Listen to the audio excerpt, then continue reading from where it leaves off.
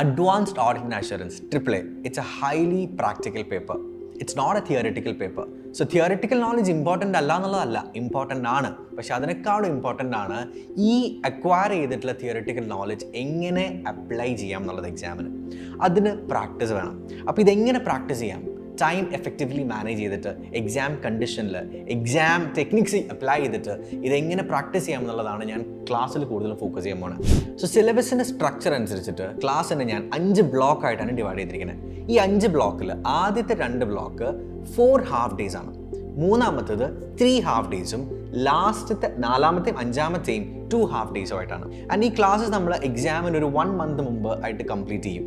അത് കഴിഞ്ഞിട്ട് എക്സാമിന് 2 വീക്സ് മുമ്പായിട്ട് ഒരു 6 ഡേയ്സ് റിവിഷനും പ്ലാൻ ചെയ്തിട്ടുണ്ട്. അപ്പോൾ ഒരു ഡീറ്റെയിൽ ആയിട്ടുള്ളൊരു സ്റ്റഡി പ്ലാൻ, അത് എങ്ങനെ പഠിക്കണം, എങ്ങനെ പ്രാക്ടീസ് ചെയ്യണം, എപ്പോഴൊക്കെ പ്രാക്ടീസ് ചെയ്യണം, എന്തൊക്കെ പ്രാക്ടീസ് ചെയ്യണം, എപ്പോഴൊക്കെ പ്രാക്ടീസ് തീർക്കണം എന്നുള്ളതെല്ലാം ക്ലാസ്സിൽ ഞാൻ ഡീറ്റെയിൽ ആയിട്ട് പറയുന്നുണ്ടാവും. So I will see you soon in the class.